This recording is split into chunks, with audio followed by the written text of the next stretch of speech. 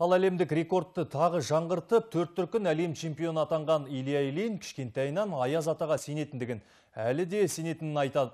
Жаңа жыл қарсаңында жер жаһанның назарын өзіне аудартқан чемпион Қарағандыға арнайы келді. Балалар үйінің жеткіншектерін көптен күткен мерекемен құттықтады. Суретке түсті, балалармен бірге шыршаны дайындалды. Жеңімпаздың жанында тағы Жасұлан Қыдырбаев, Серік Сәпиев, Маргарита Елисеева, Абылайхан Жүсіпов сынды елге танымал спортшылар да бар.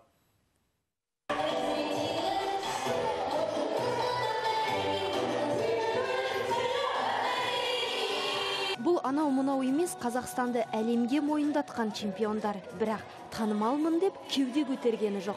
Керісінше, жетім балалармен бірге ойнап, көңілдерін аулауда. Бәрі бір ауыздан мақсат қойыңдар, түрлі тіл үйреніңдер деген кеңес берді. Ал сенімге берік болуды алға тартқан Олимпиаданың 2 дүркін, әлемнің 4 дүркін чемпионы Илья Ильин Аяз атаның жоқтығына сенбейді екен. Дарит нам подарки, радует наших детей. Как же его нет? Аяз ата балаларға қуаныш сыйлайды. Оған неге сенбеске? Мен кішкентайымнан зілтемірді жаныма серік еттім. Аса ойыншық ойнамадым.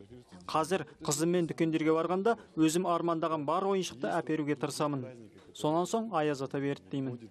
Ал бұрымды қыз түгел білекті ерлердің қолына келмес спорттан Азияда чемпион атанған Маргарита Елисеева өзін жетімдермен тағдырлас екенін айтты. Сондықтан да бұл кездесу дәл Маргарита үшін маңызды. Жасынан ата-анасынан айырылған бой жеткен спорттың арқасында арманыма жеттім дейді. Менің қазір үстімде үйім астында көлігім бар. Мұның бәрі спорттың арқасы. Жетімдер үйінде тәрбиеленгенімде мен елге, әлемге танымал болуды үш ұйықтасам ойламаппын. Сондықтан да қолда бәрі бар, тек еңбектеніңдер. Қазақстан Республикасының ауыр атлетика федерациясы ұйымдастырған қайырымдылық шыршасында жетім балалар чемпиондармен суретке түсіп, мәре-сәре болды. Ал жеңімпаздар Аязды арқаның қонақ жайлығына таң қалып тарасты. Гүләзия Мирханқызы, Бақтияр Оспанов, арнайы Қазақ Ньюс үшін Қарағанды облысынан.